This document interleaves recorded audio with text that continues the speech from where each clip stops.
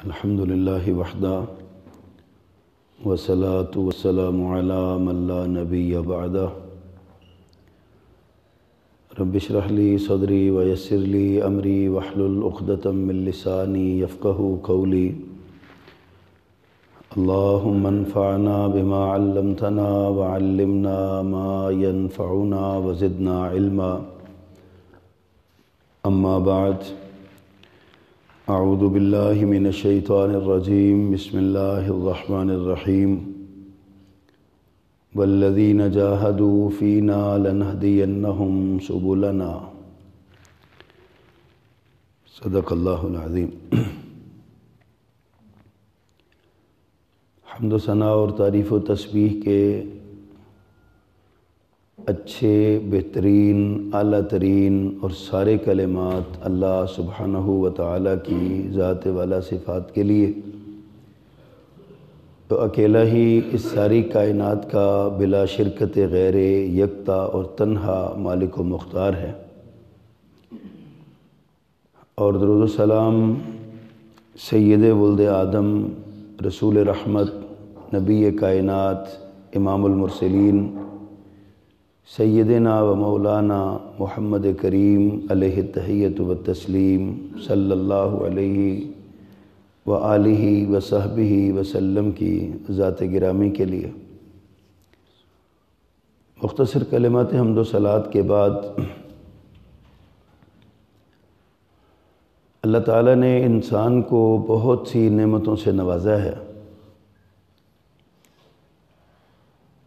اتنی نعمتیں ہیں کہ خود مالک ارض و سما نے فرمایا وَإِن تَعُدُّوا نِعْمَةَ اللَّهِ لَا تُحْصُوهَا، اگر تم اللہ کی نعمتوں کا شمار کرنا چاہو، گننا چاہو تو شمار کرنے سے قاصر ہو، گن نہیں سکتے۔ سر کے بالوں سے لے کے پاؤں کے ناخنوں تک، اپنے وجود سے لے کے اپنے خاندان تک، اپنے منہ میں جانے والے لقمے سے لے کر اس لقمے کو کمانے تک، اور جو لقمہ منہ میں چلا گیا اس کو جزو بدن بنانے تک انسان اللہ کی نعمتوں کے حصار میں ہے۔ جزو بدن منہ میں اترا ہوا لقمہ جزو بدن نہ بنے تو بہت بڑی مصیبت اور بہت بڑی بیماری ہے، اور اگر یہ ضرورت سے زیادہ ہم اس کو کھائیں گے تو تب بھی مصیبت ہے، کم کھائیں گے تو تب بھی بیماری ہے۔ اللہ نے ہمیں اعتدال کا راستہ بتایا ہے، فرمایا کلوا واشربوا ولا تسرفوا، کھاؤ پیو اور اسراف نہ کرو۔ اسی طرح انسانی تعلقات ہیں، انسانی معاشرہ ہے، اس معاشرے میں جینا ہے، رہنا بسنا ہے، یہ سب اللہ کی نعمتیں ہیں۔ آپ کے اچھے دوست ہیں تو اللہ کی بہت بڑی نعمت ہیں، محبت کرنے والا خاندان ہے تو اللہ کی بہت بڑی نعمت ہے۔ لیکن حضرات ساری کائنات کی یہ نعمتیں ایک طرف رکھ دیں اور اللہ کی نعمت اسلام اور عقیدہ توحید ایک طرف رکھ دیں تو اسلام کی نعمت، عقیدہ توحید کی نعمت ساری کائنات پر کی نعمتوں پر حاوی ہے اور بھاری ہے، اس لیے کہ اللہ نے ہمیں پیدا ہی اس عقیدے کے لیے کیا ہے۔ وَمَا خَلَقْتُ الْجِنَّ وَالْإِنسَ إِلَّا لِيَعْبُدُونَ، عبادت کے لیے پیدا کیا ہے، اور عبادت صرف نماز پڑھنے کا نام تو نہیں ہے، عبادت کا معنی ہے اطاعت کرنا۔ آپ اللہ کے احکامات کے مطابق رزق کمائیں گے تو وہ بھی عبادت ہے، آپ اللہ کی مرضی کے مطابق رات کو سوئیں گے تو سونا بھی عبادت ہے، آپ اللہ کے حکم کے مطابق صبح بیدار ہوں گے تو بیدار ہونا بھی عبادت ہے۔ حتیٰ کہ آپ اگر اپنی بیوی کو ایک لقمہ کھلاتے ہیں، کما کے لاتے ہیں تو یہ بھی عبادت میں شمار ہوگا، اس لیے کہ آپ نے اللہ کی مرضی کے مطابق کیا سارا کچھ۔ اس کا نام اطاعت ہے، عبادت ہے، اور اللہ ہم سے یہ چاہتے ہیں۔ اور اس کو مان لینے کا نام، اسلام کا معنی ہے نا مان لینا، مطیع ہو جانا، ٹو بی سرنڈر، اپنے آپ کو حوالے کر دینا اللہ کے۔ ہمارا سونا، جاگنا، اٹھنا، بیٹھنا، کمانا، کھانا، سب کچھ اللہ کی مرضی کے مطابق ہو، اس کو اسلام کہتے ہیں۔ یہ اسلام اتنی بڑی دولت ہے، اتنی بڑی دولت ہے کہ اس کے لیے جنہوں نے صحیح معنوں میں مانا ہے انہوں نے اپنی جانیں بھی قربان کر دی ہیں، اپنے مال بھی قربان کر دی ہیں، اپنی اولادیں بھی قربان کر دی ہیں۔ انہوں نے نہیں دیکھا کہ اس میں میرا نقصان کیا ہے۔ آپ کبھی تصور کیا کریں، جب رسول اللہ صلی اللہ علیہ وسلم نے چندہ مانگا تو جناب ابوبکر صدیق رضی اللہ تعالیٰ عنہ نے گھر کا سارا سامان اکٹھا کیا اور لا کے قدموں میں ڈھیر کر دیا۔ سیرت نگاروں نے لکھا ہے کہ ایک سوئی گھر میں نہیں چھوڑی، ایک سوئی بھی، اس لیے کہ اللہ کے رسول نے مانگا تھا۔ آپ کیا تصور کرتے ہیں کہ ابوبکر صدیق کے دل میں خیال نہیں آیا ہوگا کہ میں سارا کچھ تو وہاں دے رہا ہوں تو میرے پاس کیا بچے گا؟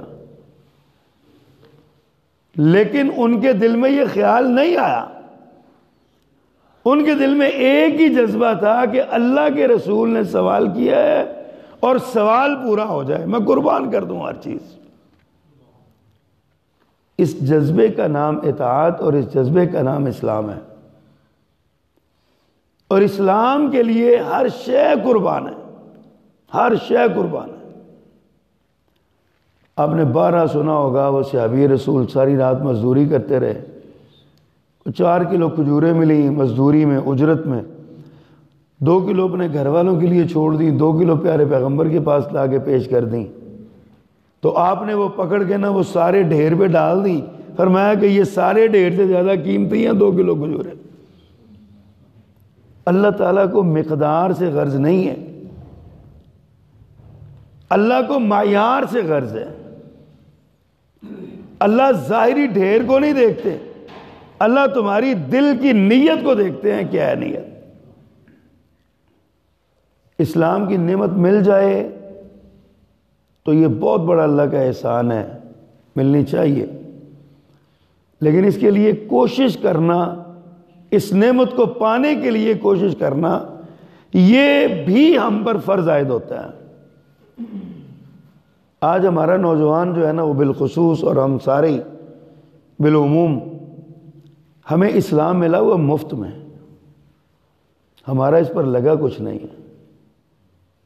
ہمارا باپ مسلمان تھا، ہماری ماں مسلمان تھی، اس ماں نے ہمیں گود میں کھلایا اور ہمیں کلمہ سکھایا، ہمارے باپ نے انگلی پکڑی ہمیں مسجد میں لے آیا، ہمیں مسجد کا بھی تعارف ہو گیا، ہمیں قرآن کا بھی تعارف ہو گیا، ہمیں دین کے بارے میں پتہ چل گیا، اور اس کے بعد ہم نے دیکھا کہ ہم بے عمل مسلمان ہو گئے، ہم بے عمل مسلمان ہو گئے۔ اللہ ہمیں معاف فرمائے، بہت تلخ اور کڑوی بات ہے لیکن ہے حقیقت۔ ہم مسلمان ہیں، مجھے کوئی شک نہیں ہے مسلمان ہونے میں، لیکن ہیں بے عمل مسلمان، اس لیے کہ ہمارا اس پر لگا کچھ نہیں۔ اگر ہمارا اس پر کچھ لگا ہوتا، میں صرف 2 واقعات سنانا چاہتا ہوں آپ کو، پھر بات ختم کریں گے۔ حضرت عبداللہ ذو البجادین کا نام آپ نے سنا ہوگا، ایک بہت بڑی شخصیت تھی مکہ کی، عبدالعزیٰ ان کا نام تھا، بہت بڑے سرمایہ دار تھے، یتیم تھے، باپ سر پہ نہیں تھا، چچا نے پالا تھا، اور اتنا نوازا تھا چچا نے کہ آج کے دور میں ہم تصور بھی نہیں کر سکتے، دوسرے لفظوں میں یہ کہہ لیں کئی 100 بکریاں، ریوڑ کا ریوڑ تھا بکریوں کا، بہترین محل تھا، اور اس میں آلات موسیقی تھے، گانے بجانے والی عورتیں رکھی ہوئی تھیں، اپنی خرید کے رکھی ہوئی تھی۔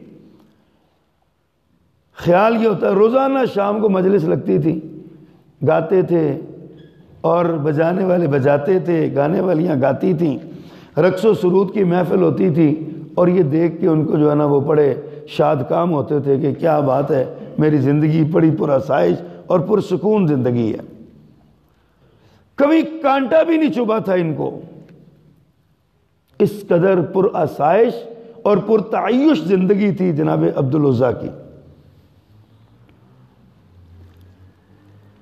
ایک دن پھر دوست بھی ایسے ہی ہوتے ہیں، مجلس لگی ہوتی ہے، دوست بھی ویسے ہی ہوتے ہیں، کھانے پینے والے، عیاشی کرنے والے، تماش بینی کرنے والے، کوئی پتہ نہیں تھا زندگی کیا ہے، بس کہتے تھے کھا لیا پی لیا اور رقص و سرود میں وہ کر لیا۔ اور بلکہ بعض سیرت نگاروں کے بارے میں لکھا ہے کہ یہ اتنے دولت مند تھے کہ ایک لباس جو ایک بار پہن لیتے نا دوبارہ وہ لباس نہیں پہنتے تھے، کہتے لوگوں نے دیکھ لیا، یہاں تک صورتحال تھی۔ ایک دن پیارے پیغمبر صلی اللہ علیہ وسلم کا قرآن کان میں پڑ گیا، آپ نے تلاوت کر رہے تھے، پاس سے گزرتے ہوئے کہیں سن لیا، کہیں قرآن کی چاشنی اور لذت اور قرآن کے مزے نے ان کو مسحور کر دیا۔ ان کو، ہم بھی قرآن پڑھتے ہیں نا، ہم بھی قرآن سنتے ہیں، ہمیں نہ مزہ آتا ہے نہ چاشنی ملتی ہے۔ مزہ تو اس بات کا نا، کوئی چیز ہم کھانے لگے ہیں نا، جب ہم نے کھانا کھایا ہمیں مزہ آیا تو ہم نے اور لقمہ کھایا، اس کا مزہ آیا اور لقمہ ہم نے کھایا، یہی مزہ ہوتا ہے نا، اور کھائیں اور کھائیں۔ بازار میں ایک چیز لینے گئے ہیں، آپ کو وہ اچھی لگی ہے اور قیمت بھی مناسب ہے تو آپ ایک کی بجائے دو لے لیتے ہیں، کہتے ہیں یار سستی بھی ہے اچھی بھی ہے اور مجھے مزہ بھی آیا پہن کے، مجھے مزہ بھی آیا اس کو استعمال، آپ ایک اور لے لیتے ہیں۔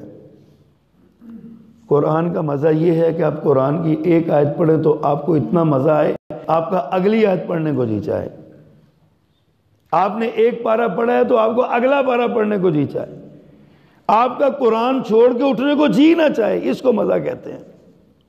آپ نے قرآن سنا ہے تو قرآن سنتے چلے جائیں اور آپ کی کانوں کی جو لذت ہے نا، سماعت کی لذت جو ہے نا، یہ ختم نہ ہو، آپ کو اتنا مزہ آئے، یہ مزہ ہے، یہ ہے قرآن پڑھنا۔ عبدالعزیٰ نے قرآن سنا، قرآن دل میں اتر گیا، پھر تلاش کر کر کے سننے لگے، وہ جو رقص و سرود تھا اس میں مزہ ہی نہیں تھا، دل اچاٹ ہو گیا، سارا کچھ ختم کر دیا۔ ادھر اللہ کے رسول صلی اللہ علیہ وسلم مدینہ ہجرت کر کے چلے گیا۔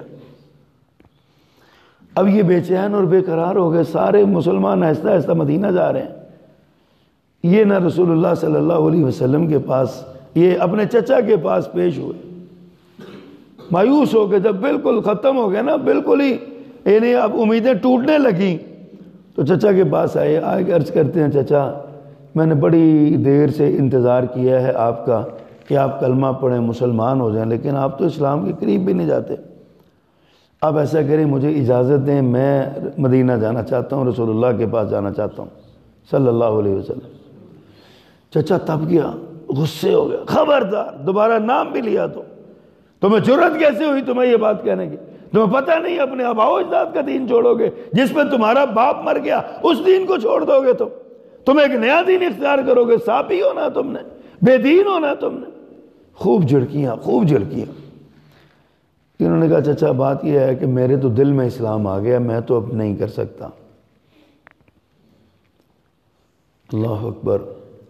چچا نے کہا دیکھو اگر تم باز نہ آئے تو تم سے میں سارا کچھ چھین لوں گا، تمہارے پاس یہ جو مال و دولت ہے، یہ بکریاں ریوڑ، یہ محلات اور یہ تمہارے کام کاروبار، یہ سب کچھ باقی نہیں رہنے دوں گا، کنگال اور مفلس کر دوں گا۔ تو انہوں نے کیا کہا؟ انہوں نے کہا جی کوئی پرواہ نہیں ہے، میں تو دل دے چکا ہوں، اب ان چیزوں میں میرا دل ہی نہیں ہے، لے لیں آپ۔ چچا نے سارا کچھ واپس لے لیا، کہا کہ ٹھیک ہے تمہارا کوئی تعلق نہیں ہے، جاؤ چلے جاؤ، ایک چیز بھی تم لے کے نہیں جا سکتے۔ انہوں نے کہا مجھے قبول ہے، سارا کچھ دے دیا، نکلنے لگے۔ رات تھی، چچا نے دوبارہ واپس بلایا، کہا کہ یہ جو تن پہ کپڑے پہنے ہوئے نا یہ بھی میرے دیے ہوئے، اتار کے جاؤ، اتار کے جاؤ۔ اتار دیے، کپڑے بھی اتار دیے۔ یہ وہ ہیں جن کا اسلام پہ کچھ لگا ہے، کپڑے بھی اتار دیے۔ مادر ذات برا نہ کر کے چچا نے گھر سے نکال دیا۔ ہاتھوں سے سطر چھپاتے ہوئے اپنی ماں کے دروازے پہ پہنچے. ماں نے حالت دیکھی، پریشان ہو گئی. کہا کیا ہوا؟ کہا ماں میں نے کلمہ پڑھ لیا، چچا نے سب کچھ چھین لیا. ماں بھی کافرہ تھی، بڑی بدتمیزی سے کہنے لگی پھر میرے پاس کیا لینے آئے ہو؟ کہا صرف ایک کپڑا چاہتا ہوں جس سے اپنا تن ڈھانپ لوں، میں مدینے جانا چاہتا ہوں. ماں نے بڑے غصے سے وہ جو دروازے پہ ٹاٹ لٹکا ہوتا ہے نا وہ اٹھا کے منہ پہ دے مارا. کہا پکڑو یہ اور تباہ ہو جاؤ یہاں سے. ہائے میرے اللہ، کبھی سوچا کریں کہ ایسی قربانی، اللہ نہ کرے اللہ ہمیں ایسی آزمائش میں نہ ڈالے، لیکن ایسی قربانی ہمیں دینی پڑی تو ہم دے لیں گے، ہمارے بچے دے لیں گے. ہم نے اپنے بچوں کی تربیت ایسی کی ہے. ماں نے وہ ٹاٹ دیا، وہ ٹاٹ پھاڑا، آدھے کا تہبند بنایا، آدھا کندھوں پہ ڈالا، اور اس دور کا مکہ سے مدینے کا پیدل سفر طے کیا. مدینہ منورہ پہنچے، رات کی تاریکی تھی، مسجد کے کونے میں لگ کے بیٹھ گئے. صبح پیارے پیغمبر صلی اللہ علیہ وسلم تشریف لائے. آگے دیکھا کوئی بندہ ہے، نوجوان ہے اور ٹاٹ پہنے ہوئے ہے. پوچھا کون ہو تم؟ کہا جی عبدالعزیٰ. آپ ایک بار ٹھٹک گئے ہوں گے، کون عبدالعزیٰ؟ مسکرایا کہتا ہے وہی جس کی مکے میں دھومیں مچی ہوئی تھی، جس کی دولت کی، جس کی عمارت کی، جس کی عیاشیوں کی، جس کے لباس کی دھومیں مچی ہوئی تھی. فرمایا کیسے آنا ہوا؟ کہا اللہ کے پیغمبر سب کچھ لٹا کے آیا ہوں اور آپ کا بن کے آیا ہوں، آپ کا ہو گیا ہوں. میرے آقا نے حالت دیکھی اس آدمی کی، نوجوان کی، شہزادوں کی طرح زندگی گزارنے والا اور پرآسائش زندگی گزارنے والا، اور کبھی جس کو کانٹا بھی نہ چبھا ہو، اور جو نرم و گداز بستروں پہ لیٹنے والا، آج پھٹے ہوئے ٹانٹ میں ننگے پاؤں مکہ سے مدینہ سفر کر کے آیا اسلام کے لیے. فرمایا تیرا اسلام قبول، آج کے بعد تیرا نام عبدالعزیٰ نہیں عبداللہ ہے. اور میرے سونے نبی نے محبت سے انہیں کہا ذوالبجادین ہو، دو ٹاٹوں والے ہو، دو ٹاٹوں والے، اس کا معنی ہے دو ٹاٹوں والے. پھر ان کی حالت یہ تھی، ایک دن نا مسجد میں بیٹھے قرآن پڑھ رہے تھے، قرآن کی آواز تھوڑی اونچی ہو گئی، نماز کا وقت تھا، حضرت عمر پاس کھڑے رضی اللہ تعالیٰ عنہ سنتیں پڑھ رہے تھے، تو ان کی آواز اونچی ہوئی تو نماز میں خلل آیا. حضرت عمر غصے ہوئے، بڑی ڈانٹ کے کہتے ہیں اور چپ کر کے نہیں پڑھ سکتا، تمہیں پتہ نہیں چلتا، تم نے یہ کیا کہا، اونچی اونچی پڑھ رہے ہو. رسول اللہ صلی اللہ علیہ وسلم پاس کھڑے تھے، آپ تڑپ اٹھے. فرمایا عمر چپ کر جاؤ، تمہیں پتہ نہیں یہ اسلام کے لیے تو سارا کچھ چھوڑ کے آیا، قرآن کے لیے سارا کچھ چھوڑ کے آیا، تم کیا کر رہے ہو؟ ان کا لگا تھا اسلام پہ، چاہت تھی ان کو اسلام کی. اور ایک وہ سلمان فارسی رضی اللہ تعالی عنہ، بعض مورخین نے ان کی عمر 350 سال بھی لکھی ہے، طویل العمر صحابی تھے. بعض نے 250 سال لکھی ہے، بعض نے 170 سال لکھی ہے، اور بعض نے 80 سال عمر بتائی ہے. طویل العمر صحابی تھے. ان کے کبھی اسلام لانے کا واقعہ اپنے علماء سے، اپنے اساتذہ سے، محترم قاری صاحب سے سنا کریں کہ کیسے اسلام کی طلب میں، یہ بھی کوئی معمولی آدمی نہیں تھے، ایران کے شہر اصفہان کے رہنے والے تھے. اصفہان کا ایک گاؤں تھا، ان کا باپ اس گاؤں کا سب سے بڑا ذمہ دار تھا. شہزادوں جیسی زندگی تھی، پرآسائش زندگی.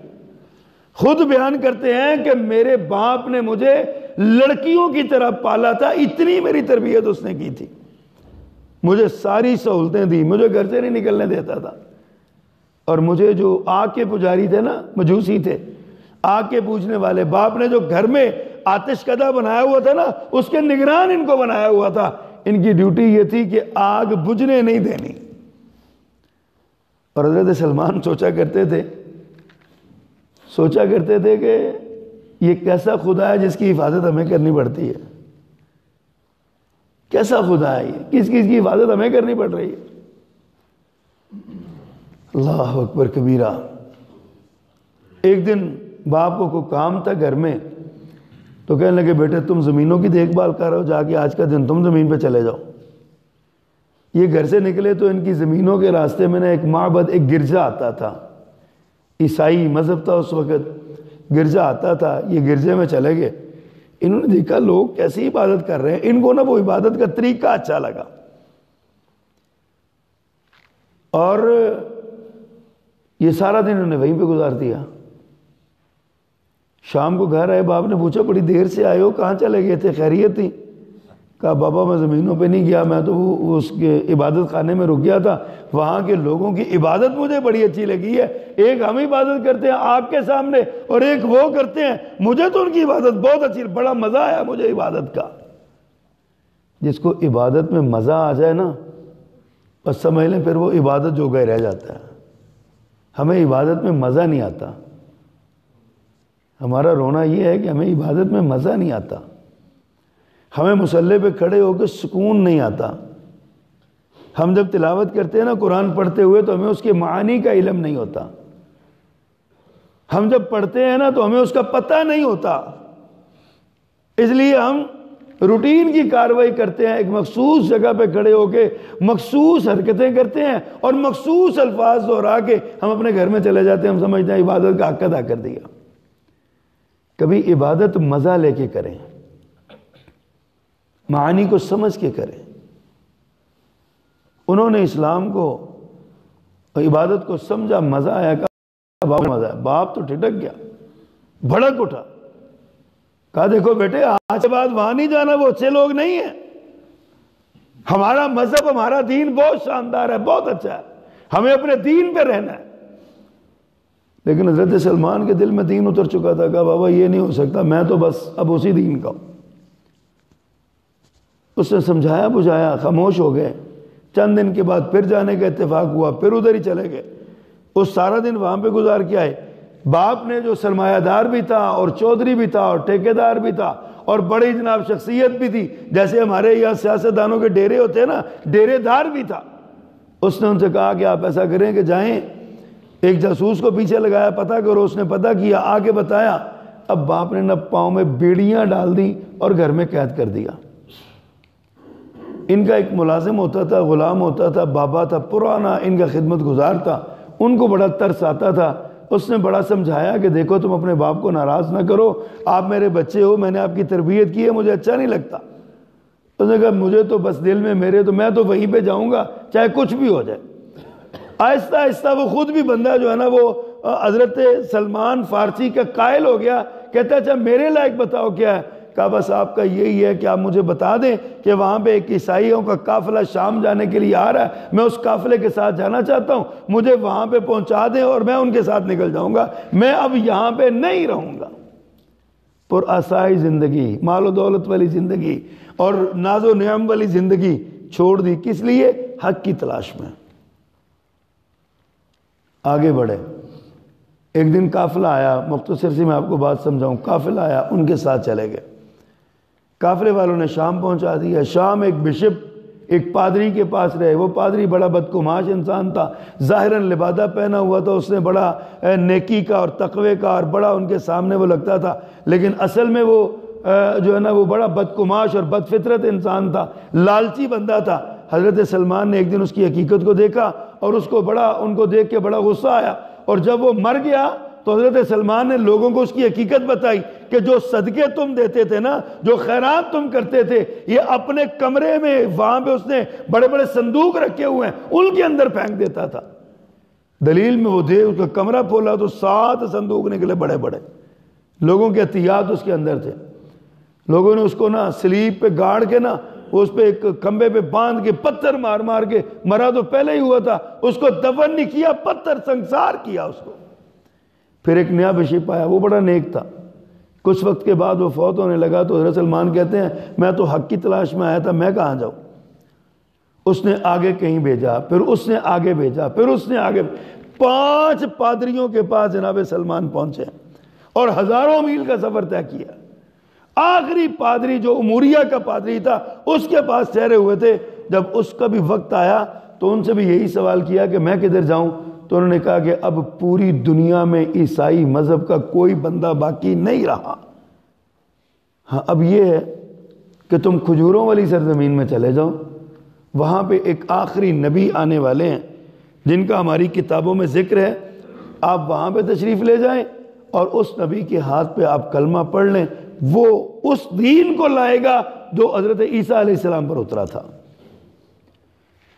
اب یہاں پہ حضرت نے کام کرتے ہوئے نا بہت ساری بکریاں اور بہت سارے ریوڑ پال لیے تھے، بڑے سرمایہ دار ہو گئے تھے یہاں پہ۔ آپ اندازہ کریں جن کا اسلام پہ جو لگاتے ہیں نا، ان کی تڑپ دیکھیے اسلام کے لیے۔ انہوں نے بیچنی چاہیے تو لوگوں نے خریدی نہیں ہے، مول نہیں لگتا تھا۔ ادھر سے قافلہ آ گیا مکہ جانے والا، تو وادی قرا کے کچھ تاجروں کا قافلہ آ گیا۔ حضرت سلمان نے قافلے کے سربراہ سے کہا کہ یہ ساری بکریاں میں تمہیں دیتا ہوں، مجھے صرف اپنا ساتھی بنا کے نا تو وہاں تک لے جاؤ۔ ساری بکریاں سارا کچھ قربان کر دیا۔ انہوں نے بدبختی یہ کی کہ قریب جا کے حضرت سلمان کو بیچ دیا، غلام بنا کے بیچ دیا۔ اب حضرت سلمان غلام بن گئے۔ غلام بن کے آپ کسی جگہ پہ آئے، وہاں سے بنو قریظہ کا ایک شخص، اس کے چچا زاد بھائی تھا، وہ گیا، اس نے خریدا۔ اللہ نے انتظام کیا، والذین جاہدوا فینا لنہدینہم سبلنا۔ اللہ فرماتے ہیں جو ہمارے راستے میں چلتا ہے نا، کوشش کرتا ہے، ہم اس کے لیے راستے کھول دیتے ہیں۔ حضرت سلمان غلام بن گئے تھے، اللہ نے بنو قریظہ سے بندہ بھیجا، وہ ان کو خرید کے کھجوروں والی سرزمین میں لے گیا۔ اب وہاں پہ غلام بن کے زندگی گزار رہے ہیں۔ ایک دن یہ اپنے اس چھت پہ درخت پہ کھجوریں توڑ رہے تھے، تو وہاں سے نا ایک جو ان کا مالک تھا نا، اس کا کوئی کزن آیا، کوئی عزیز آیا، اس نے آگے بتایا یہ قباء والے بڑے بدبخت ہیں نعوذ باللہ، انہوں نے جناب ایک وہ نبی آیا اور اس کو جو ہے نا وہ اس کے ساتھ لگ گئے ہیں سارے۔ حضرت سلمان فرماتے ہیں میں نے یہ بات سنی تو میں کپا گیا، قریب تھا کہ درخت سے میں گر کے اپنے مالک کے اوپر گر جاتا، ایسا میں کپایا۔ میں فٹافٹ اپنے آپ کو سنبھالا، میں نیچے اترا، میں نے اس کے بھائی سے جا کے کہا کیا بات کہی ہے تو نے، کون آیا، کہاں آیا، کیا معاملہ ہوا؟ تو فرماتے ہیں میرے مالک نے ایک زور کا تھپڑ میرے منہ پہ دے مارا، کہا تم کون ہوتے پوچھنے والے، چلو جا کام کرو، خبردار اگر تمہارا نام بھی لیا تو۔ غلام تھے، بکے ہوئے تھے، لیکن غلام تھے تو نہیں، شہزادے تھے، اپنے باپ کی اکلوتی اولاد تھے، اپنی ساری زمین جائیداد وارث تھے، سینکڑوں ہزاروں بکریوں کے مالک تھے، لیکن حق کی تلاش میں سارا کچھ چھوڑ دیا، تھپڑ بھی کھا لیا، غلامی بھی برداشت کر لی۔ فرماتے ہیں کام کرنے لگے، اور مجھے جب آخری میرا پادری استاد تھا نا، اس نے مجھے کہا تھا اس کے پاس جانا تو اس کی 3 نشانیاں، صدقہ وہ کھائے گا نہیں، ہدیہ قبول کرے گا، اور 2 کندھوں کے درمیان اس کے ایک ابھرا ہوا نشان ہوگا جس کو مہر نبوت کہتے ہیں۔ تینوں نشانیاں موجود ہوں تو اس کا کلمہ پڑھ لینا۔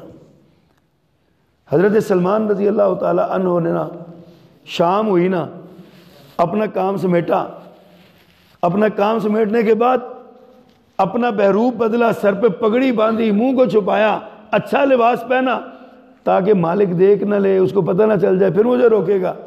رات ہوئی نا تو آپ قباء میں اس مقام پہ چلے گئے جہاں رسول اللہ صلی اللہ علیہ وسلم ٹھہرے ہوئے تھے۔ سلام دعا ہوئی۔ سلمان فرماتے ہیں میں نے اللہ کے رسول کا چہرہ دیکھا تو مجھے یقین ہو گیا کہ یہ وہی شخص ہے۔ صرف چہرہ دیکھ کے مجھے پتا چل گیا تھا کہ یہ سچا ہے، اور یہ دعویٰ بدعوے کا بھی سچا ہے، یہ جھوٹے کا چہرہ ہی نہیں ہے۔ لیکن کہتے ہیں میں نے چونکہ نشانیاں پوری کرنی تھی، میں آگے بڑھا، میں نے سلام دعا کی، حال چال پوچھا، تو میں نے نا بعد میں کہا جی میں آپ کی خدمت کرنا چاہتا ہوں، یہ صدقے کی کچھ کھجوریں ہیں، آپ قبول فرما لیں۔ سلمان فرماتے ہیں کہ اب میرا نا رونگٹے کھڑے ہیں اور میرا دل دھک دھک کر رہا ہے، ایک پہلی نشانی میں تلاش کر رہا ہوں، حق کی تلاش تھی نا، پہلی نشانی ہے میں ڈھونڈ رہا ہوں۔ فرماتے ہیں اللہ کے رسول صلی اللہ علیہ وسلم نے وہ قبول فرمائی اور اپنے سارے صحابہ کرام کو تقسیم کر دی، اور فرمایا کہ ہم صدقہ نہیں کھاتے۔ حضرت فرماتے ہیں کہ میرا نا دل میں ایک اطمینان کی لہر دوڑ گئی، ایک نشانی تو پوری ہوئی۔ کہتے ہیں پھر میں چلا گیا، کچھ دنوں کے بعد میں پھر واپس آیا، میں نے کہا جی اس دن آپ نے کھجوریں کھائی نہیں تھی، صدقے کی تھی، مجھے احساس ہوا میں آپ کی عزت بڑھانا چاہتا ہوں، میں آپ سے عزت پانا چاہتا ہوں، اب میں ہدیہ لے کے آیا ہوں، آپ قبول فرمائیے۔ میرے آقا نے مسکرا کے قبول فرمائی، خود بھی کھائیں اور اپنے صحابہ کرام کو بھی کھلائیں۔ حضرت فرماتے ہیں کہ دوسری بھی پوری ہو گئی۔ اب اس دوران اللہ کے رسول قباء سے آگے بڑھ کے یثرب میں یعنی مدینہ میں چلے گئے۔ حضرت سلمان کچھ دیر کے بعد دوبارہ وہاں پہنچتے ہیں مدینہ منورہ میں، اور آپ نا بقیع الغرقد میں کسی میت کی تدفین کے لیے آپ وہاں پہ موجود تھے۔ حضرت سلمان وہاں پہ گئے نا تو پیچھے سے ہو کے نا اٹھ کے ایسے آگے ہو کے نا پیچھے سے آپ کی کمر پہ وہ نشانی تلاش کر رہے تھے۔ حضرت رسول کریم صلی اللہ علیہ وسلم بھی تو بڑے پھر انسانیت کے رازداں تھے نا، سارے آپ انسان کے نبض شناس تھے۔ آپ نے دیکھا یہ بندہ کچھ تلاش کر رہا ہے، آپ نے چادر لی ہوئی تھی، آپ نے ان کی تلاش کو پورا کرنے کے لیے نا اپنی چادر کو عمدن نیچے کو سرکا دیا تھوڑا سا۔ آپ نے چادر سرکائی تو وہ مہر نبوت جناب کو نظر آ گئی۔ حضرت سلمان رونے لگے، حق کے پاس پیش ہوئے، حق مل گیا تھا، تلاش پوری ہو گئی تھی، منزل پہ پہنچ۔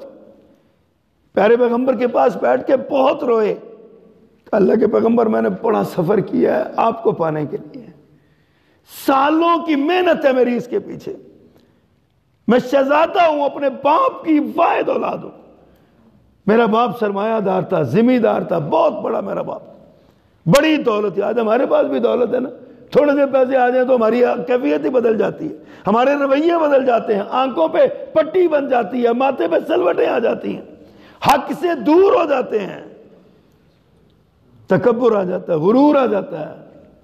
اس دولت نے بڑے بڑوں کا بیڑا غرق کر دیا ہے، لیکن اسی دولت نے عثمان بن عفان اور عبد الرحمن بن عوف رضی اللہ تعالیٰ عنہ جیسے لوگ بھی دکھائیں،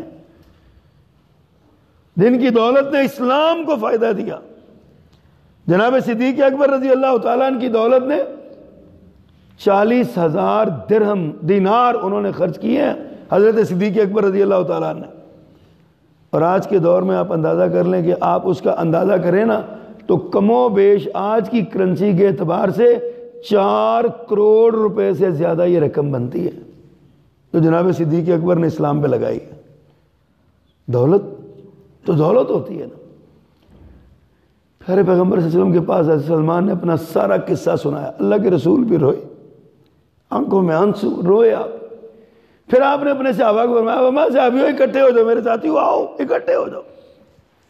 پھر آپ نے حضرت سلمان سے کہا سلمان ان کو بھی قصہ سناؤ اپنا۔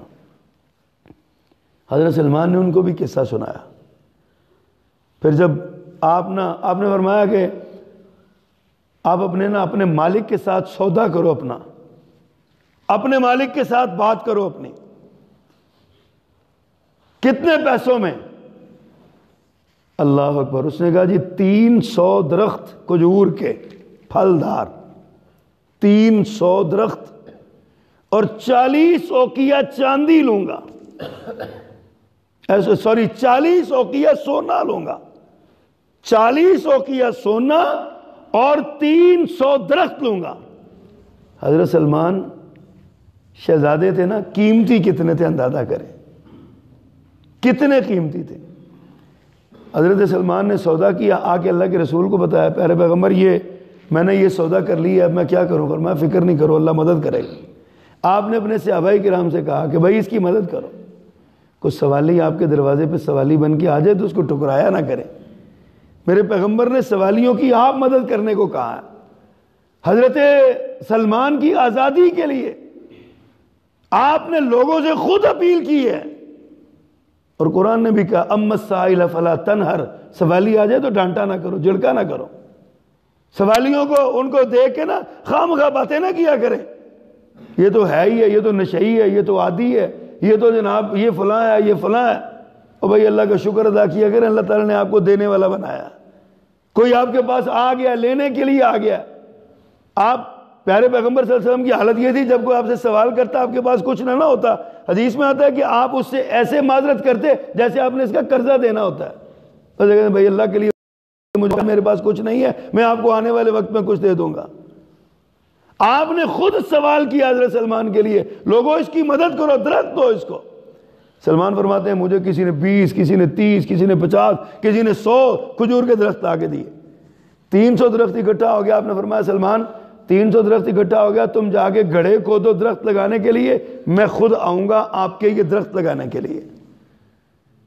آپ نے یہ نہیں کہا ٹھیک ہے اب میں نے تمہیں دے دیا اور تم کیا پھر بار بار کر رہے ہو، بار بار کر رہے ہو۔ ہم ایک بار کسی کی مدد کر دیں نا، کوئی رشتہ دار سوالی بن کے آ جائے تو ہمارے سبق ہے نا، اس سیرت سے سبق مل رہے ہیں. سوالی ہمارے ایک بار ہم دے دیں نا، دوبارہ وہ کہتے ہیں منہ چکیا ایک کو پا دوں میں ہی لپا دینا، اور کوئی یہ سوال ہم کرتے ہیں. پیارے پیغمبر نے فرمایا سلمان درخت ہو گئے ہیں، اب جا کے تم گڑھے کھودو، میں خود آؤں گا. قربان جاؤں پیارے پیغمبر کی شفقتوں پہ بھی. حضرت سلمان کے گڑھے کھودے، آگے چلا دیا. اللہ کے پیغمبر 300 گڑھا کھود دیا. فرمایا چلو میرے ساتھی ہو، میرے ساتھ چلو. ابو بکر بھی گئے، دیگر صحابہ بھی گئے رضی اللہ عنہم. آپ نے فرمایا درخت تم مجھے پکڑاتے جاؤ، پودے لگاتا میں چلا جاؤں گا. حضرت سلمان فرماتے ہیں 299 پودے رسول اللہ صلی اللہ علیہ وسلم نے لگائے اور ایک میں نے اپنے ہاتھ سے لگایا. جو میں نے لگایا وہ سوکھ گیا، باقی سارے کھڑے ہو گئے. کہتے ہیں میں نے شکایت کی اللہ کے پیغمبر وہ ایک رہ گیا. فرمایا اچھا چلو میرے ساتھ آؤ. آپ آئے، آپ نے وہ درخت اکھاڑا سوکھا ہوا، ایک پودا اور لیا اپنے ہاتھ سے وہ بھی لگایا. 300 درخت وہاں پہ کھڑے ہو گئے اور چند دنوں کے اندر پھل دینے لگے. یہ معجزہ تھا میرے پیغمبر صلی اللہ علیہ وسلم کا. اب رہ گیا سونے کا مسئلہ. اللہ اکبر. 1.25 تولہ ایک اوقیہ چاندی ہوتا ہے. 1.25 تولہ ایک اوقیہ تقریباً، اس میں کم و بیش سنہارے کام کرنے والے جانتے ہوں گے. آپ اندازہ کریں 40 اوقیہ کتنے پیسے بنتے ہیں. آج سونے کا ریٹ لگائیں. سلمان بے مول نہیں تھے، سلمان بڑے قیمتی تھے. کسی جنگ میں نا آپ کو ایک ڈلی سونے کی ملی، فرمایا بھائی وہ کہاں ہے ہمارا مکاتبت کرنے والا فارسی دوست، اس کو بلاؤ. کہا لبیک اسادق، اللہ کے رسول حاضر ہو گیا ہوں. فرمایا یہ سونے کی ڈلی لے جاؤ اور اپنے مالک سے حساب چکتا کر دو. حضرت سلمان نے وہ ڈلی دیکھی چھوٹی جی. کہتے ہیں آقا یہ تو چھوٹی سی ہے، وہ تو 40 اوقیہ ہے. فرمایا لے جا کے تولو تو صحیح، تم اس کو تکڑی میں ڈالو، ترازو میں ڈالو. حضرت سلمان نے جا کے ترازو میں ڈالا تو ٹھیک 40 اوقیہ کی وہ ڈلی تھی سونے کی. آپ نے شاید فرمایا دے دو. حضرت سلمان آزاد ہو گئے. اللہ کے رسول نے قربانی دی، اللہ کے رسول نے سلمان کو آزاد کروایا. حضرت سلمان کی اس لیے محبت کی، حتیٰ کہ جب غزوہ خندق ہوا نا، یہ خندق حضرت سلمان کے کہنے پہ کھودی گئی. حضرت سلمان نے اتنی محنت کی کہ انصار اور مہاجر آپس میں لڑ پڑے. محبت کی لڑائی، وہ نہیں جو ہماری ہوتی ہے، محبت کی لڑائی. انصار کہیں کہ یہ ہمارے ہیں اور مہاجر کہیں نہیں یہ ہمارے ہیں، چونکہ ہجرت کر کے آئے ہیں. انصار کہیں چونکہ مدینے کے ہیں ہمارے ہیں، یہ ہمارے. دونوں میں لڑائی ہوئی. قربان جاؤں پیارے پیغمبر فرمایا بھائی کیوں جھگڑ رہے ہو، کیوں لڑ رہے ہو؟ کہا جی انصار کہتے ہیں کہ سلمان ہمارے ہیں، مہاجر کہتے ہیں سلمان ہمارے ہیں. اللہ کے رسول نے فرمایا تم دونوں چپ کرو، سلمان ہمارے ہیں، سلمان ہمارے ہیں. اور سلمان اپنا نام سلمان ابن اسلام لکھا کرتے تھے. کہتے تھے میں اسلام کا بیٹا ہوں، مجھے باپ کا نام بھول گیا. اتنی قربانیاں دی ہیں، اتنی قربانیاں دی ہیں، باپ کا نام تک بھول گیا. کہا میرا نام اسلام کا بیٹا ہوں، میرا نام سلمان. حضرات آپ غور کیجئے، یہ 2 واقعات میں نے آپ کے سامنے رکھے ہیں. اسلام جیسی عظیم نعمت کے حصول کے لیے بے شمار واقعات ہیں، کتنی بڑی قربانی ہے. اور آخری بات میں آپ کو کہوں، حضرت سلمان جب فوت ہونے لگے نا، ان کو نا بعد میں مدائن کا گورنر بنایا گیا. گورنر تھے. 4000 یا 5000 درہم وظیفہ تھا ماہانہ. اس دور کی بہت بڑی رقم تھی. یہ گورنر تھے. سادگی کا عالم یہ تھا، مدائن کی گلیوں میں پھرا کرتے تھے، راہ چلتے لوگ ان کو نہ پکڑ لیتے مزدور سمجھ کے اور کہتے میرا یہ سامان اٹھا کے فلان جگہ پہ چھوڑ کے آؤ، اتنی مزدوری اور اجرت دوں گا. اور حضرت یہ نہیں کہتے تھے تو مجھے سمجھتا نہیں ہے میں گورنر ہوں. کہتے تھے چلو ٹھیک ہے لاؤ بھائی. سامان اٹھا لیتے اور اس کے گھر چھوڑ کے آتے تھے جا کے. سادگی اتنی، درہم بے شمار، پیسہ بڑا، سارا قربان کر دیتے. جس دن فوت ہونے لگے سیرت نگاروں نے کہا ان کی وراثت میں ترکے میں جتنے درہم تھے نا، ان کی تعداد بھلا کتنی ہوگی؟ 300 درہم بھی دیا تھا، 300 درخت بھی دیا تھا، 40 اوقیہ سونا بھی دیا تھا، اور جناب بے شمار کمایا بھی بڑا تھا، کاروبار بھی کیا تھا، سارا کچھ تھا، سب کچھ تھا. مرتے وقت 22 درہم ترکہ چھوڑا، صرف 22 درہم. اور اس پر بھی آنکھوں میں آنسو تھے. میں اللہ کو کیا منہ دکھاؤں گا، میرے پاس اتنے پیسے ہیں، میں اللہ کو کیا منہ دکھاؤں گا، اتنے پیسے ہیں. میں 22 درہم، صرف 4,000 یا 5,000 درہم جس کی تنخواہ تھی ماہانہ. وہ ساری تنخواہ غربا میں، ناداروں میں پتہ کس میں بانٹتے تھے؟ سیرت نگاروں نے یہ بھی لکھا ہے، جگہ ڈھونڈتے تھے جہاں پہ قرآن کے قاری، قرآن کے طالب علم ہوتے تھے نا، قرآن پڑھنے والے ہوتے تھے، ان کو کھانے کھلاتے تھے لے جا کے اپنی تنخواہ سے، ان کی خدمت کرتے تھے جہاں قرآن پڑھنے والے لوگ ہوتے تھے۔ حضرات، حضرت سلمان دنیا سے رخصت ہو گئے، آج تک ہمارے دل میں ان کی محبت کا سمندر موجزن ہے۔ ہمیں حضرت سلمان سے محبت ہے، محبت کرنی چاہیے۔ ہمیں حضرت سلمان سے اللہ کے رسول محبت کرتے تھے، ہم کون ہوتے ہیں نا محبت کرنے والے؟ ہمارا ایمان ہی مکمل نہیں ہوتا جب تک ہم حضرت سلمان سے محبت نہ کریں۔ لیکن حضرات، ہم صرف محبت کے دعوے کریں گے کہ عمل بھی کچھ کریں گے؟ حضرت سلمان کی زندگی سے ملنے والے اسباق کو حاصل کریں، ان پر عمل کریں۔ سب سے بڑا سبق یہ ہے، حق کی تلاش کریں، کوئی نہ آپ کو دے آ کے، اور اس حق کی تلاش میں سب کچھ قربان کر دیں، ذرا برابر پرواہ نہ کریں کہ ہم نے کیا کیا، کیا قربان کیا ہم نے۔ یہ سبق ہے، یہ پیغام ہے۔ حضرت سلمان رضی اللہ تعالیٰ عنہ کی سیرت کا سب سے بڑا سبق یہی ہے کہ ہم سلمان رضی اللہ تعالیٰ عنہ کے جس طرح انہوں نے حق تلاش کیا، ہم حق تلاش کریں۔ ہم 2 کتابیں اردو کی پڑھ لیتے ہیں، قاری صاحب کے پاس بیٹھ کے سبق پڑھنا ہمیں مشکل ہو جاتا ہے۔ اردو کی کتابیں پڑھی، ہم کہتے ہیں محقق اسلام ہو گئے۔ یہ ٹی وی چینلوں پہ کتنے محقق اسلام بیٹھے ہوئے ہیں، عربی کی عبارت نہیں پڑھنی آتی، قرآن کا تلفظ صحیح نہیں ہے، لیکن اسلام کے ترجمان ہیں، اسلام کی تشریح کرتے ہیں، قرآن کی تشریح کرتے ہیں، حدیث کی تفسیر بیان کرتے ہیں، تشریح کرتے ہیں، اور کہتے ہیں جی ہم محقق اسلام۔ سیکھا کریں، روزانہ کی بنیاد پر ایک حدیث جو ہے نا، وہ ایک حدیث روزانہ آپ سیکھا کریں۔ یہاں آپ کا بڑا خوبصورت انداز ہے، صبح ترجمہ کلاس میں قاری صاحب پہلے تلفظ سیکھ کرواتے ہیں، پھر ترجمہ کرتے ہیں، پھر تفسیر کرتے ہیں، اور یہ باتیں جو آپ سیکھتے ہیں نا، یہ گھر جا کے اپنی بیویوں کو، اپنی بیٹیوں کو، اپنے بچوں کو جو مسجد میں نہیں آ سکے، اپنے بھائیوں کو، والدین کو، ماں کو، ان کو جا کے سکھایا کریں۔ روزانہ گھر میں درس کی مجلس لگایا کریں، روزانہ گھر میں درس کی مجلس لگایا کریں۔ حق کی تلاش ہے نا، حق تلاش کریں۔ جب آپ حق تلاش کریں گے آپ کو حق پھر ملے گا۔ اگر آپ حق تلاش ہی نہ کریں گے، ایسے چلے جائیں گے، اللہ سے امید تو ہے اللہ معاف کر دے گا، لیکن شرمندہ رہیں گے ہم کہ ہم نے حق تلاش نہیں کیا۔ اللہ ہمیں عمل کرنے کی توفیق عطا فرمائے۔ اقول قولی ھذا واستغفر اللہ لی ولکم ولسائر المسلمین والمسلمات۔ یا رب لک الحمد کما ینبغی۔ جی بسم اللہ۔ سلمان فارسی رضی اللہ عنہ، یہ ان کے قبیلے کے بارے میں کہا گیا، حضرت سلمان کے قبیلے کے بارے میں یہ کہا گیا کہ اگر ایمان سریہ ستارے پر بھی ہوتا تو سلمان اس قبیلے سے وہاں سے بھی ڈھونڈ کے لے آتے جا کے، اتنی محبت ہے ان کو۔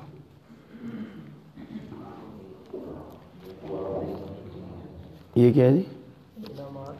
اچھا آپ نے بیان کی، انشاءاللہ اسی میں سوال ہوگا۔ جی جی ماشاء اللہ، جی ماشاء اللہ ماشاء اللہ۔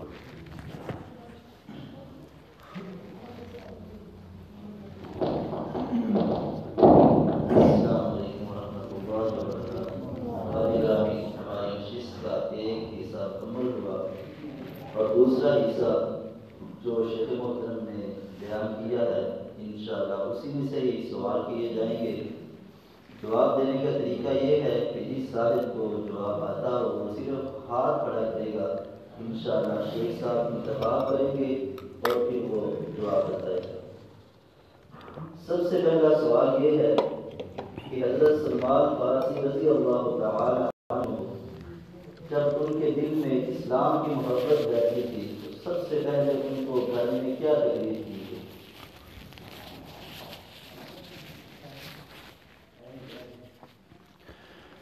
آپ بتائیے۔ آپ ماشاءاللہ ان کو باندھ دیا تھا کوڑیوں کے ساتھ ان کے پیروں۔ ماشاء اللہ، جزاک اللہ خیر، ماشاء اللہ، بسم اللہ، جزاک اللہ خیر۔ سوال نمبر 2، حضرت سلمان فارسی رضی اللہ تعالی عنہ نے کتنے پادریوں کے پاس علم سیکھا؟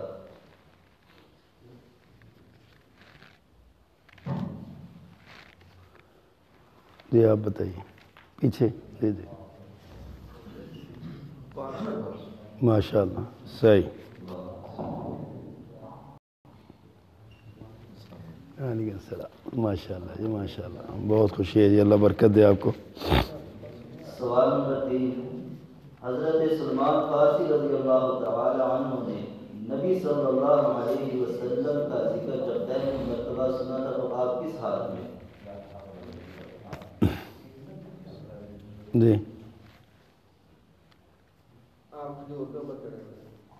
جی کھجور کے درخت پہ, بالکل صحیح ہے ماشاء اللہ.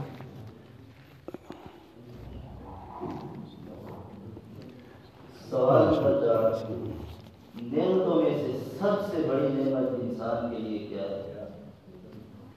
اللہ اکبر. جی بچے آپ بتائیے. نہیں پتا, آپ بتائیے. نہیں بچے. جی آپ بتائیے, آپ نے پہلے ہاتھ کھڑا کیا تھا. جزاک اللہ خیر, بالکل صحیح ہے جی ماشاء اللہ.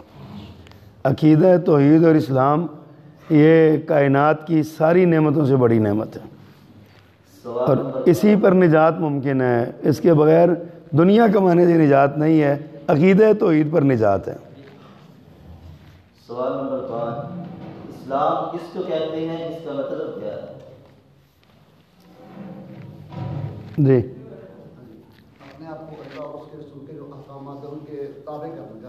جزاک اللہ خیر, صحیح, تشریف لائیے جی ماشاء اللہ. سوال نمبر 6. ماشاء اللہ. وہ صحابی رسول صلی اللہ علیہ وسلم نے رات بھر مزدوری کر کے کتنی کھجوریں کمائی تھی, اور کتنی اپنے گھر میں رکھی, اور کتنی اللہ کے رسول صلی اللہ علیہ وسلم کے سامنے پیش کی, آپ نے کیا فرمایا؟ 4 کلو, 2 کلو کاٹا, 2 کلو. ماشاء اللہ صحیح, تشریف لائیے. آپ نے کیا فرمایا تھا 2 کلو؟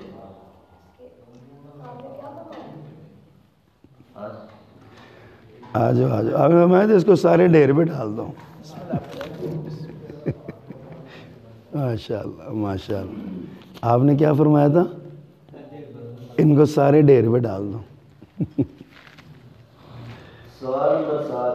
حضرت سلمان فارسی رضی اللہ تعالی عنہ کی آزادی کے لیے کتنے کھجور کے درخت اور کتنا سونا دیا گیا تھا, اور اس میں سے آپ صلی اللہ علیہ وسلم نے کتنے اپنے ہاتھوں سے؟ ماشاء اللہ, آپ بتائیے بیٹے. 300 کھجور کے درخت اور کتنا؟ 40. ٹھیک ہے ماشاء اللہ. 40 اوقیہ کہتے ہیں اس کو. آ جاؤ. 40 کلو سونا ہے, وہ کلو کے برابر ہی ہے ماشاء اللہ. جزاک اللہ خیر. سوال نمبر 8. عبد العزیٰ کا نام رسول اللہ صلی اللہ علیہ وسلم نے کیا رکھا, اور ان کو آپ پیار سے کیا کہا کرتے تھے؟ چھوٹو. پیار سے کیا کہتے تھے؟ آگے کیا؟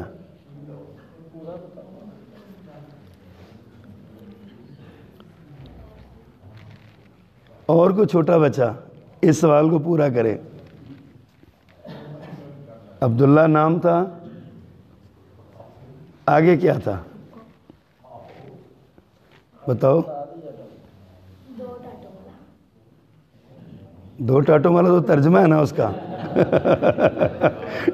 پنجابی نہ دیو.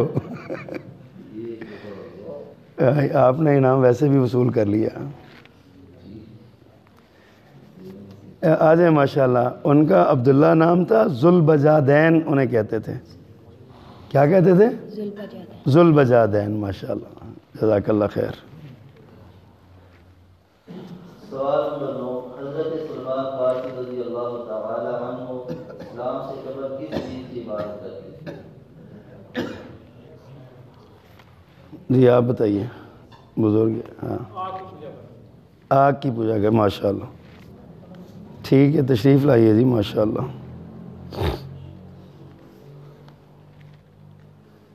جزاک اللہ خیر ماشاء اللہ. سوال نمبر 10. آخری پادری نے نبی صلی اللہ علیہ وسلم کے بارے حضرت سلمان فارسی رضی اللہ تعالی عنہ کی کتنی شان بتائی, اور وہ کون کون سی؟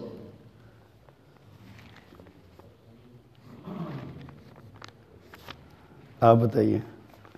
نشانیاں تھی وہ صدقہ میں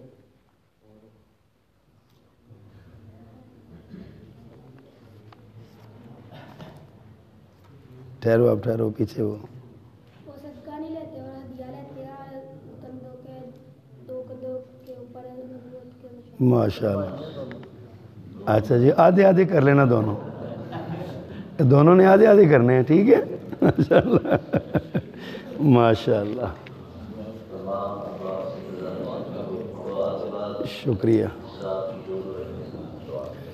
یا ربی لک الحمد کما ینبغی لجلال وجهک وعظیم سلطانک اللہم لک الحمد حمدا کثیرا طیبا مبارکا فی اللہم لا احصی ثناء علیک انت کما اثنیت علی نفسک والہکم الہ واحد لا الہ الا هو الرحمن الرحیم الف لام میم اللہ لا الہ الا هو الحی القیوم اللہم صلی علی محمد وعلی آل محمد وبارک وسلم کما تحب وترضى ربنا آتنا فی الدنیا حسنۃ وفی الآخرۃ حسنۃ وقنا عذاب النار یا قاضی الحاجات اقض حاجاتنا وحاجات المسلمین یا شافی الامراض اشف مرضانا ومرض المسلمین اذهب الباس رب الناس واشف انت الشافی لا شفاء الا شفاؤک شفاء لا یغادر سقما. یا اللہ پاک ہم سب کے گناہ معاف فرما دے. اللہ ہمارے گناہوں کی نحوست کی وجہ سے ہمارے جو معاملات خراب ہوئے پڑے ہیں بگڑے ہوئے ہیں ہمارے قومی اور ہمارے ذاتی اور خاندانی اور کاروباری مسائل اللہ ہمارے گناہوں کو معاف کر کے ہمیں مشکلات سے نجات عطا فرما. یا اللہ پاک ہمارے ملک کی حفاظت فرما.